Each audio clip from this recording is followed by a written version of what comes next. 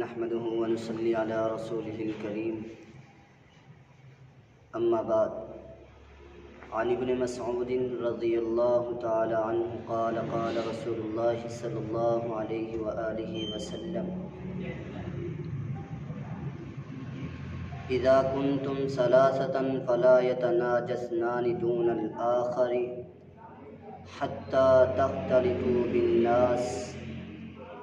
من اجل ان ذلك يحزنه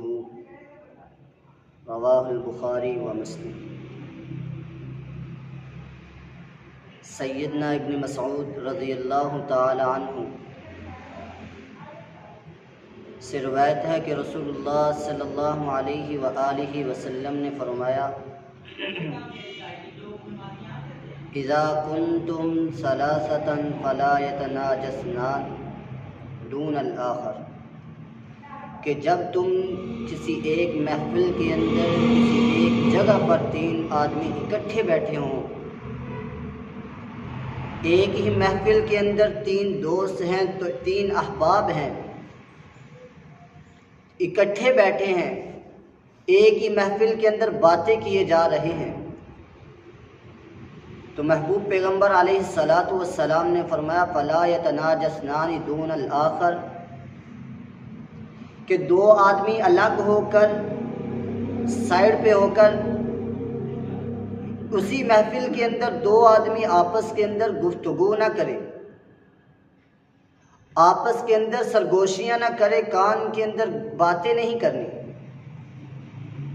جبکہ تیسرا ساتھی بھی موجود ہے، تیسرا دوست بھی موجود ہے اسی محفل کے اندر، کیوں نہیں کرنی؟ اور محبوب علیہ الصلاۃ والسلام نے فرمایا حتیٰ تختلطوا بالناس، اس وقت تک نہیں کرنی جب تک آپ لوگوں کے اندر مل نہیں جاتے، یہی تین لوگ دوسرے لوگوں کے اندر نہیں مل جاتے اور زیادہ لوگ نہیں آ جاتے، اس وقت تک سرگوشی نہیں کرنی۔ اس وجہ سے من اجل ان ذالک یحزنہ، تمہارا آپس میں یہ سرگوشیاں کرنا، گفتگو کرنا، جو تیسرا ساتھی موجود ہے اسے غمگین کرے گا، پریشان کرے گا، تکلیف پیدا ہوگی، اسے تکلیف محسوس ہوگی۔ محبوب پیغمبر علیہ الصلاۃ والسلام نے یہ سرگوشی کرنے سے منع فرمایا ہے، وہ پریشان ہوگا اور یہ سوچنے پر مجبور ہو جائے گا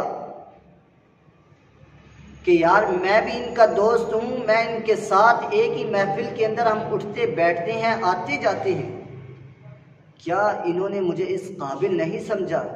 کہ میں بھی ان کی گفتگو کے اندر شامل ہو جاؤں، مجھے بھی یہ اپنی گفتگو کے اندر شامل کر لیں،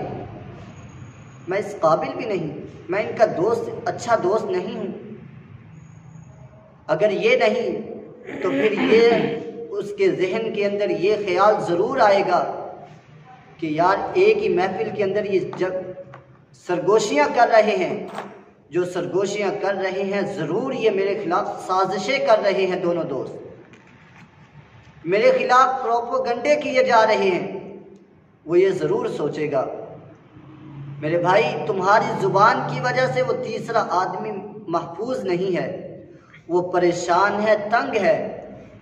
تکلیف محسوس کر رہا ہے۔ اگر وہ تکلیف محسوس کر رہا ہے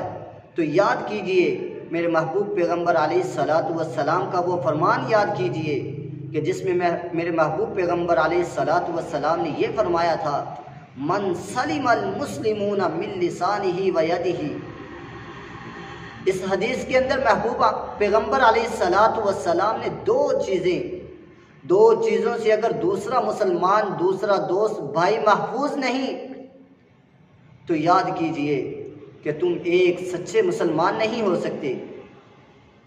سچا مسلمان ہونے کے لیے یہ دو شرطیں لازمی قرار دی گئی ہیں۔ کون سی شرطیں؟ محبوب پیغمبر علیہ الصلاۃ والسلام نے فرمایا من سلم المسلمون من لسانہ ویدہ،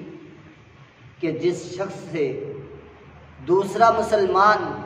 اس کی زبان سے محفوظ نہیں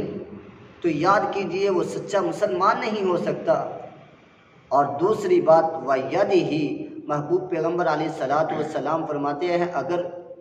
انسان کے اس ہاتھ سے دوسرا مسلمان محفوظ نہیں تو یاد کیجیے آپ سچے مسلمان نہیں ہو سکتے۔ میں اپنی طرف سے نہیں کہہ رہا، محبوب پیغمبر علیہ السلام کا فرمان ہے۔ تو آپ جانتے ہیں محبوب پیغمبر علیہ السلام کوئی عام بات نہیں کرتے، جو بات کرتے ہیں سچی بات کرتے ہیں۔ نبوت والی زبان سے کوئی آج تک کوئی جھوٹ نکلا ہی نہیں۔ محبوب پیغمبر علیہ السلام فرماتے ہیں اس شخص کے ہاتھ اور زبان سے جو شخص محفوظ نہیں وہ سچا مسلمان ہو ہی نہیں سکتا۔ تو جب آپ دو آدمی ایک محفل کے اندر تیسرے آدمی کو چھوڑ کر کے دو آدمی آپس میں سرگوشی کریں گے تو یاد کیجئے وہ تنگ ہوگا، محفوظ نہیں ہے، آپ کی زبان کی وجہ سے، گفتگو کی وجہ سے وہ محفوظ نہیں ہے۔ تو بھائی آج کے بعد سرگوشیاں کرنیاں بند کر دیں۔ آپس کے اندر دو تین آدمی محفل کے اندر موجود ہیں تو دو آدمی آپس میں سرگوشی نہیں کریں گے انشاءاللہ۔ آج کے بعد ایسا نہیں ہوگا۔ کیونکہ ہم نے یہ حدیث پڑھ بھی لی، سن بھی لی ہے اور آگے بھی انشاءاللہ اسے پہنچائیں گے۔ وہ پہنچائیں گے اس وجہ سے کہ ہم اس ویڈیو کو آگے شیئر کریں گے، لائک کریں گے تو ہمارے لیے یہ حدیث صدقہ جاریہ ہوگی، قیامت والے دن ہمارے لیے صدقہ جاریہ بنے گی اور ذریعہ نجات بنے گی۔ اور اللہ تعالیٰ سے دعا ہے کہ اللہ ہمیں محبوب پیغمبر علیہ السلام کی تمام تعلیمات پر عمل کرنے کی توفیق عطا فرمائے۔ وآخر دعوانا ان الحمد للہ رب العالمین۔